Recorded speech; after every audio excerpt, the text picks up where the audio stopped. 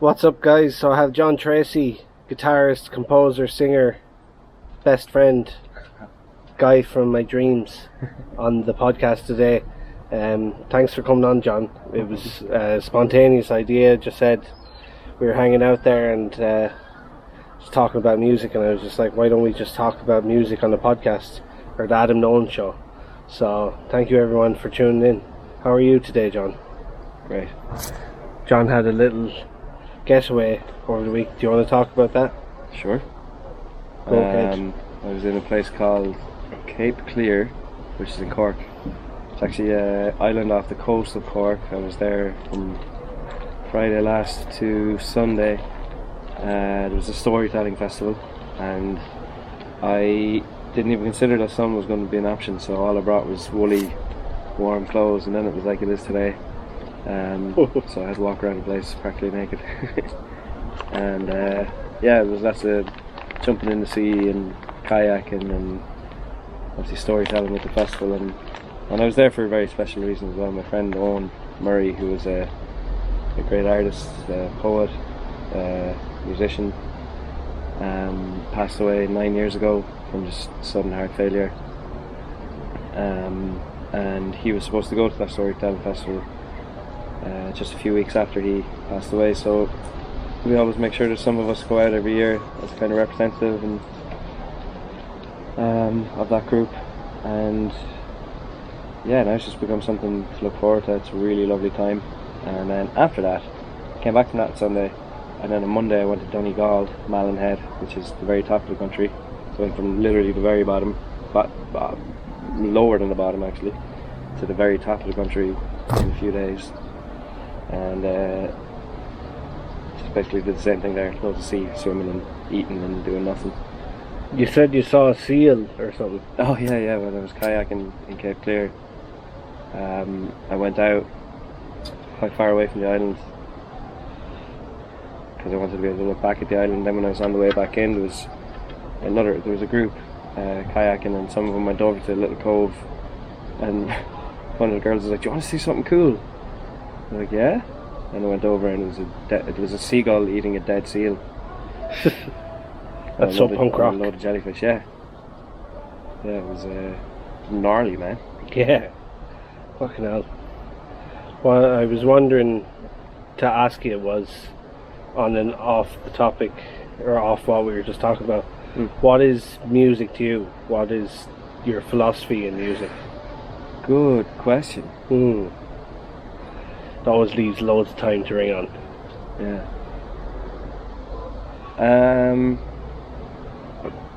I think the thing is, music is a philosophy to me. Cool. Like, music is almost, I considered music at one stage to be the closest thing I had to a religion. And yeah, I don't know, music has always made me feel connected to something deeper and something higher at the same time.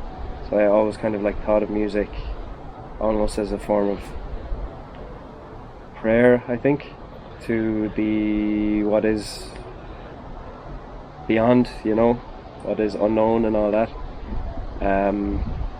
Because, and to me, it's the purest form of prayer in a way, because I think something that when, like, any, not just religions, but like when people try to figure the world out from a spiritual lens, they can often come at it from what they need and from what they want, or they're trying to figure out what they need and what they want, and that means trying to condense and trying to filter life into words. And even like we grew up Catholic, when you go to mass, you're taught to kneel down and put your hands together and say, tell God what you want or what you need or whatever like that, and sometimes you just don't really know. And so music to me is almost like it's that without needing. It's just a surrender. It is, and in fact, it's actually, like, again, prayer is often, we're taught that the likes of that kind of thing and spiritual practice is often to ask for what you want. When we've actually had conversations before, it's like meditation and contemplation and stuff like that. To me, is more about opening a channel for a back and forth conversation. If that makes sense. Yeah. And that's what music is to me, because it's not you're receiving as much as you're putting out something, and it's just pure. There's no agenda. It's just, you know, Yeah. if you're Pure feel. doing it right, of course. Yeah. Lots of people twist that for their own gain, but that's it in its purest form. That's what I tried to chase anyway. Cool. That's really nice. That's why I went with the name St. John of God for a while. That's John's name on Spotify. Yeah. He's going to be releasing a lot more music this coming up year. Probably not under that name, because when I started releasing music under that name, people started contacting me, asking me a lot of my music I didn't even realise that talks about light and stuff like that, so people thought I was turning Christian rock. Yeah. So I think I might just go back to the John Treacy That's what thing. sells. That is true. Just pretend you are. Get huge in America, like Yeah. South Park. Yeah. So it'll be just John Treacy then? I think so, or some form of it, yeah. Yeah, that sounds good to me.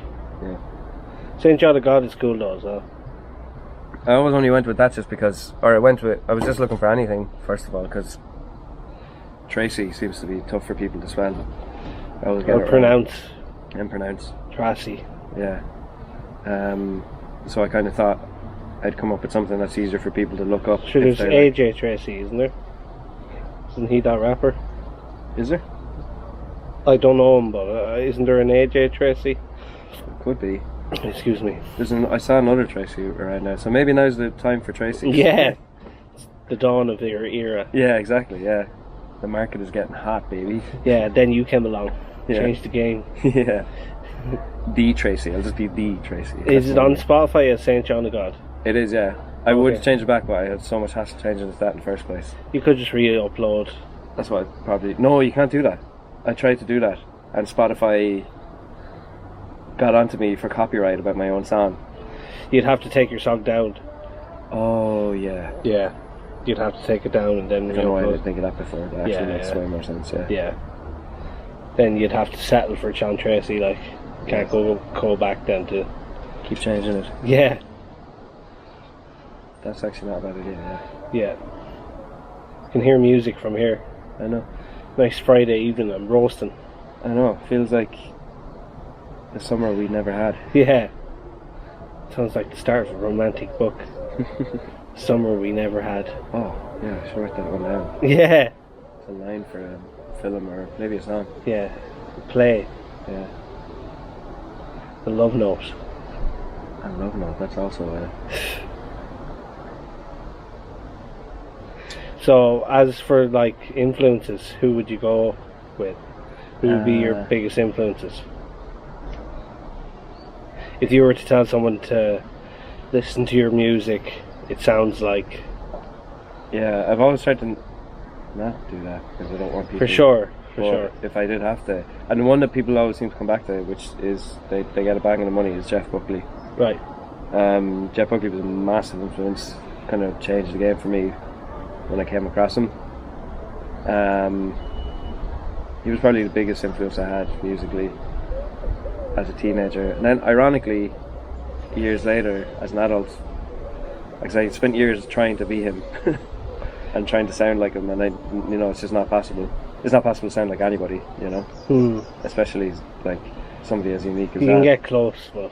Yeah, but then I try to like purposely write songs and write music not like him, and then I'll show somebody a song that I wrote purposely trying not to be like Jeff Buckley, and be like, oh, it sounds like Jeff Buckley, and like, God damn it. Yeah, that's what they say though. Don't try, and then you'll actually. Yeah, anyway. it just comes out. Before him though, there was plenty as well. Like there was, Jimi Hendrix was massive, Bob Dylan massive, Neil Young massive, Nirvana even before all that massive. Cool. More recently, there's a lot of ones I like as well. It's kind of hard to say recent artists are influences because I feel like all your influences are like when you're like a older teenager or something. Yeah. But like, yeah, Hosier and stuff will be probably, and Bon Iver and stuff will be, Bon Iver. yeah. I always mix that up. Bon Iver. It's Bon Iver, but it's spelled B-O-N, is it? Yeah, I think it's French Oh, okay. for good winter. So I actually don't know if everybody says Bon Iver, but I don't know if that is how it's supposed to be. Nice. We'll never know. Yeah. And do you have any gigs coming up? Just I'm gigging constantly, but in Dublin. Where are you they're gigging? So I do 3 regular gigs. The Norseman in Temple Bar from 12 o'clock basically until 2:30 in the morning. I do the Landmark on a Sunday from 6 until 8, and I do the Storehouse on the Tuesday from 3 to 5:30. And then I usually will be doing random gigs, like for instance this Saturday I'm also doing 2 gigs on Saturday. I'm also in the Harcourt Hotel. But they are all, like, my bread and butter at the moment is cover gigs and kind of trad stuff, which I really enjoy, but it's in order to raise money so I can start putting out the stuff that I want to put out. Cool. Yeah. But if you're in Dublin and you want to catch or have a bit of fun and possibly go bankrupt for paying for a pint. Yeah, you're really selling the place. Yeah. Well, Temple Bar is just known for being expensive. Oh, it is, yeah. There's no denying that. It's great that you got gigs there though. Yeah, and they're going well. Like, just each gig I have seems to lead to another gig. Deadly. Yeah. Where is your favourite place to play? Oh, like ever or at the moment? Ever. Jesus. I really enjoy. I was telling you that I'm going to an upcoming gig that I suppose is more kind of what I want to do, as opposed to what I, for money and everything. Is next week I'm heading to Munich to do a living room concert for my good friend Marvin Lang, and I'm playing there with my dad. But we'll kind of we'll do a lot. I'll get to do a lot of my own stuff or whatever I want to do, basically. Cool. And yeah, that's a big thing in Germany. Is these living room concerts, or at least it's a big thing with the people I know. And I really like doing them if you get the right place and the right people, because they're really, really intimate. They can be a lovely vibe. There's no expectation of like there is when you're playing from venues, It's your own thing, like. Yeah. Cool. How long will the gig be? That one? Could be anything. Okay. 2 hours at least, anyway. Ideally, I haven't actually said this to my dad yet, but what I'd love to do is do an hour each, or maybe even 45 minutes on our own, and then do an hour at the end together. Cool. So that'll be about, if you include the breaks, 3 hours. Nice. Yeah. Plenty of music. Yeah. I get tired after a 2-hour gig. Yeah, that's when I start get going. Really? I kind of pride myself on that. That's cool. That's why that's honestly another reason for doing all these Temple Bar gigs and getting into that kind of scene is I see it as training, Yeah. because you'd be asked to do, on this Saturday I'm doing 2.5 hour gigs. Actually, one of them is 3 hours technically, but I'll take 2 breaks. And then one of them is 2.5 hours, so I'll be doing 5.5 hours of playing that day. And I love that. I love the I don't know, the slog of it, I suppose. Or you feel like you're doing a marathon. Well, I've never done a marathon, so I don't know, but I assume it's kind of like what that feels, Cool. There's a great Jeff Buckley quote actually that he talks about. I don't even think he's talking about doing long shows, but somebody asked him about the energy he puts into all the shows, and he says that he does that on purpose because the stuff you can do when you think you run out of energy is often the stuff that will catch even you by surprise. Yeah. And I live for that kind of, Cool. I kind of done that with there was the Great Conjunction album that I done with Dave Redmond and Tom Corcoran. And then after we recorded that, Tom, the drummer, was like, come on Adam, we'll play a bit more. Dave headed off. Class. And he was like, come on, we'll play a bit more. Yeah. I was like, go on. And it ended up being This Is Irish Jazz, that Really? album. Yeah. So it was really cool, but I prefer playing when I have full energy. But maybe sax is different than guitar and singing, I'm not sure. I'd imagine, because it has to be it's physically demanding, yeah, exactly. But it still was really cool to do that, when you think there's nothing left in the tank and then you keep going. That's the thing. It's cool, That's what I often find is there's so many times where I'm like, Jesus, how am I going to get through this? And then by the end of it, I'm actually pumped. Yeah, don't have to be dragged off the stage. Yeah. Yeah. Get out. Yeah. I've been told that a few times. Yeah. So what's it like then coming back from Dublin to Kilkenny? Do you feel like it's just reflective periods back here? Yeah, I definitely noticed the quiet a lot more. I'd said this to you before as well, but like, if I stay too long in Kilkenny, the quiet is what gets to me. Yeah. But being in Dublin, I don't even realise how loud it is all the time until, like, I remember, like, one night recently I drove back here and just got out of the car and just, like, I was like, whoa, I couldn't hear anything, and it actually was like, Jesus, Yeah. my mind a little bit. That's mad. You swear we were in New York. Yeah, I know, yeah. Kilkenny to Dublin. Yeah. But yeah, even just that little difference, it does make a big, it's bigger than it looks. Yeah. Moving faster as well. Yeah. Time moves faster in Dublin. It definitely does. Definitely does. Everything leads into the next thing. And you're constantly, there's no rest. No. Very little anyway. Yeah. And every rest you do is in order to do the next thing. It's not even just like an actual, like, I get to rest now. Yeah. Yeah. That's cool. I love it, but like, geez, I do need somewhere to go, like Kilkenny, or to be able to switch off. Yeah, I wouldn't be able to be in Dublin the whole time. I like the quietness, like. Yeah, I think it's good for creatively reflecting. Yeah, definitely. But then again, when you're in the scene, you're kind of getting that anyway. Yeah, it's different. I think it's kind of like when you're in Dublin, you don't have time to think. Yeah. Which for me, personally, as you know, I'm a person who loves to think. Yeah. So sometimes being forced to, in the likes of Dublin, just to keep moving, that can be good for me to just do things, and yeah. And that can lead to creative things in its own way. But yeah, to kind of that creative energy for yourself, the thing that makes you actually feel like you're flushed out, and the reason we do it, like, you do need the quiet time to reflect and gather all those things together. Definitely. That's cool. Yeah, I started, like, I suppose I had that with the last week between Cape Clear and Donegal, and like in the last few days of Donegal, like, I just found myself writing poetry without even, I wasn't like sitting down like being like, I'm gonna write, it was just kind of like, that sky looks nice. And then I just kind of like would write a few lines, and before I knew it I had a little like verse or something, Cool. Yeah, I hadn't got a chance to do that in a long time. Yeah, it's quicker, like. That's why. It's quicker. What? As in the ideas coming to you? Yeah, like. Yeah. That's what I find. You could be waiting around in Notting when you're at home, like. But in Dublin, Eurekas kind of come to you quicker, I think. They do, but you have less time to act on them. Yeah, that's a good point, yeah. So they come to you and you're like, that'd be a great idea. And then by the time you have a moment to act on it, you've forgotten about it. Yeah, you'd want to take it down quick, like. Yeah.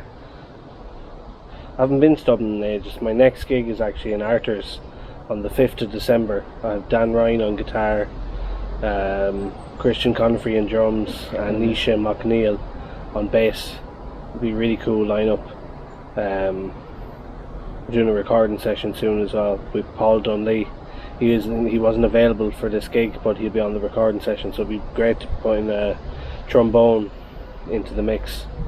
I was going to call this next album New Jazz, because I've been listening to loads of new metal. Oh, nice. Yeah. I was going to call it New Jazz. Yeah, dude, that's funny. And I'll rap on it as well. Class. So I don't know what it'll sound like. Hopefully it'll sound cool. I think you probably will. That gig you did in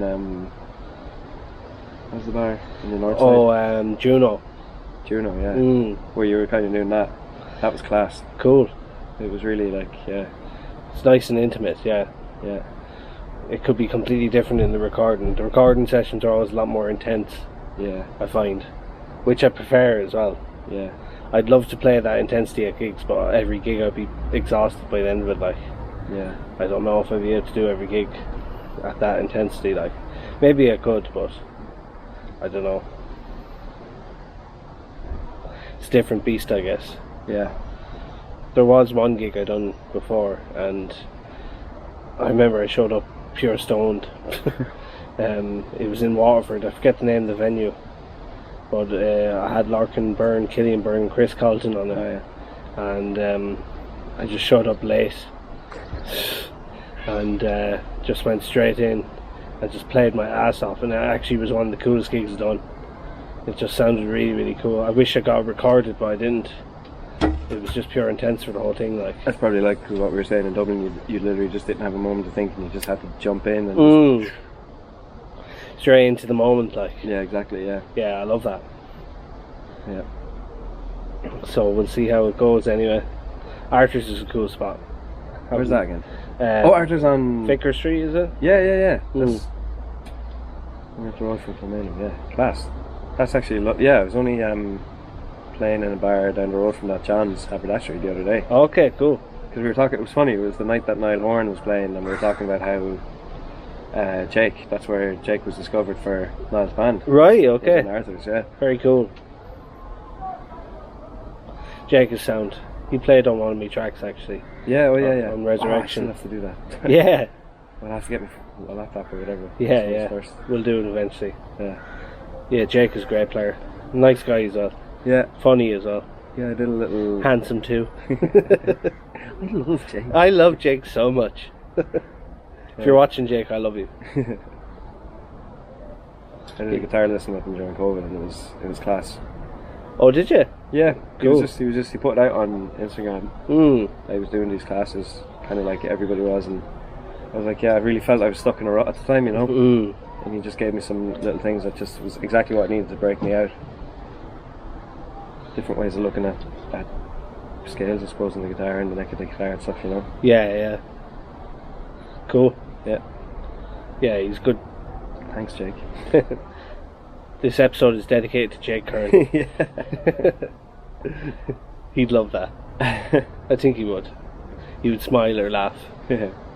Be one or the other. That can be the title to get everyone to watch. Yeah. Just for that one little thing about just that one thing, yeah. What have you been listening to these days?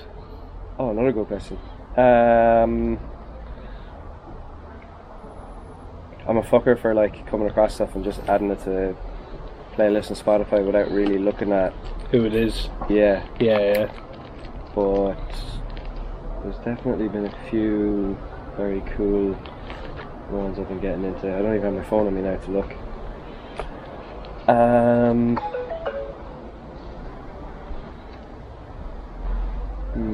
Oh well, I will give, I suppose, a little shout out to. I'm wearing a t-shirt at the moment of a Jensen and Campbell, who I saw on Clears in June, maybe. Cool. July. And yeah, they're a couple, I believe, at least. But I'm pretty sure they are. And yeah, they just play some lovely kind of country folk and kind of jazz, like Django Reinhardt infused stuff. Really unbelievable players. Cool. Their stuff's really cool. I have been listening to a lot more folk and things than I have in ever, really. So a guy who I came across last year that I do like listening to that is Josh O'Keefe. He's a cool guy. He's from Derby, but Where's Derby? Derby is in England. Mm. But I think his parents are from Limerick. He's like very closely, like he plays like basically all Irish songs and stuff, you know, which is really cool to hear, like Irish songs but with a English accent. That's interesting. And he's a lovely fella. Mm. Who else have I discovered recently?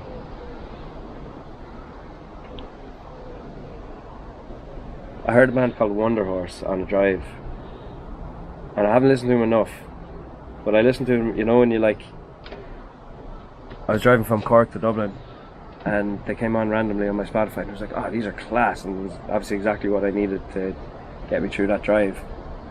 So then I got to Dublin and the next day I was going driving again and stuck them on and was like, couldn't find the songs I was listening to, so I was like, oh, are these as good? I can't remember. Yeah. So they were class and I listed them once. I don't know if they will follow through. Yeah. I've been just listening to loads of new metal. Yeah. Korn are great. Yeah, it's so cool, like. Korn are great to throw on if you have like something to do that you don't want to do, like just cleaning or something. Yeah. I'm sure they'd love that if they heard their music was for cleaning. Yeah. They'd be insulted probably. I think it's cool though. Yeah. I love Freakin' Leash. I think it's one of the coolest tunes ever. That break at the end.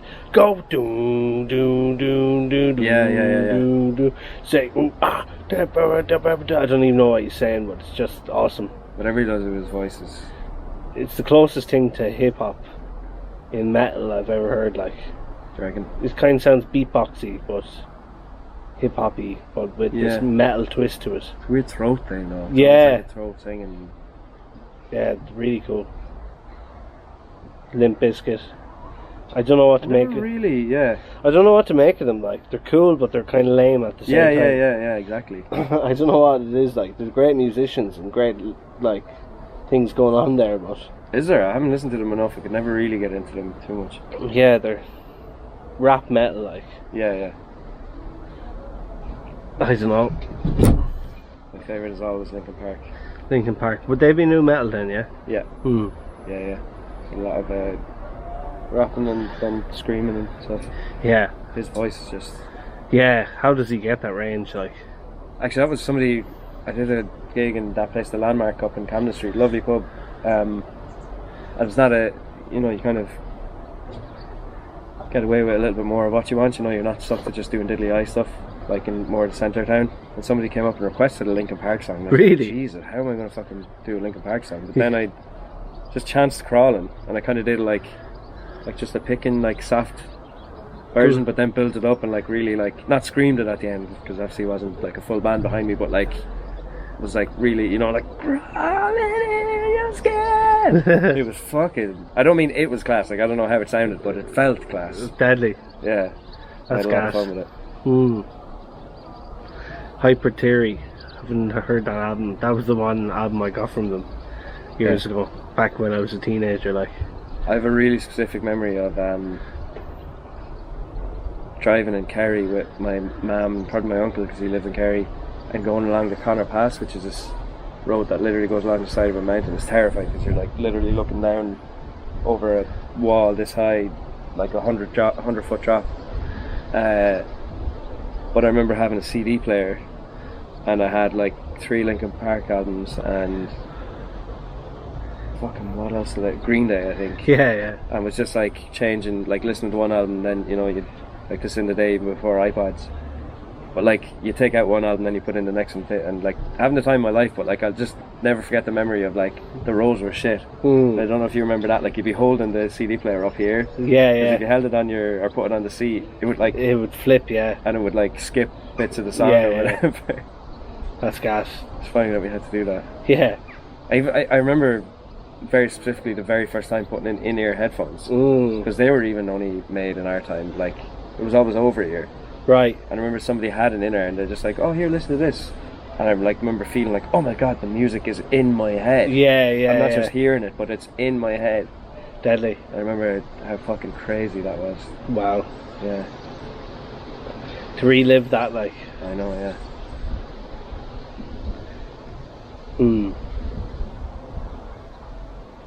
Yeah, I think we were born at a cool time to have 90s kids. yeah, that we actually got to experience these things for the first time, that they weren't just there when we were born, like. Yeah. So new, like. Yeah. We got to experience some new metal. Yeah, new jazz. Please buy my album. I think that's a great idea. Yeah. I don't know what the cover will be. It'll be something cool. I'll know when I hear it, like. Yeah. But Paul said he's gonna add some like effects and stuff like that, trombone effects. Oh, cool. He has like mic effects, so I might do the same with the sax. Did you say I thought you said he's not there for the recording. He's there for the recording, but not the gig. Oh, I see. So he's gonna put effects on. I might do the same, maybe echo effects and stuff like that. Have loops. Yeah. That could be really cool, like, because I never done that in any of my recordings. Yeah, fuck it, like that. It'd be something different, like. Yeah, and I done enough of like playing it real. Yeah. You know, jazz. Purist. Free jazz. Yeah. So I'm entitled to 100%. You know, Experiment experiment and see what's the crack. So we'll see how that goes. Because we live in an age where people are kind of either one spectrum or the other. Like they're all technology or they're all natural. Like there's kind of nothing wrong with bringing them together a little bit. Yeah, like, yeah, for sure. Did you say Dan Ryan on guitar? Yeah, He was in Waterford, Mitch, wasn't he? yeah. He studied in Waterford with me. Yeah. Great guitar player. He has loads of influences, so that'd be fun to play with him. And Christian Conifrey is a sick drummer, and Nisha McNeil is just a sick young bassist. I don't know if you ever heard him before, did you? Nisha's in. He's young, he'd be about 23. No, I was getting mixed up with Aiden. Not Aiden. Aiden. Nisha. Oh, I think I've seen him or heard him play with Christian. I'm sure I have. Yeah, he plays with Christian. Yeah, he's great. Young and great. Lovely guy too. Handsome fella. Yeah, gorgeous. Yeah, that's the guy. Absolutely gorgeous. This podcast is also dedicated to Nisha McNeil. The handsome guys everywhere. Yeah. The Handsome Guys Club. That's what I'll call it. Yeah.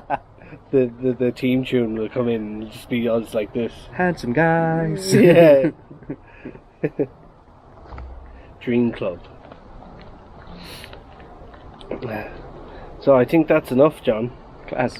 I think we said enough. That was lovely. Yeah, thanks for joining me. No problem. Feel free to check out John's stuff on Spotify at Saint John of God, and in the future John Treacy. Yeah. Check him out on Instagram and all the rest. What are you on Instagram?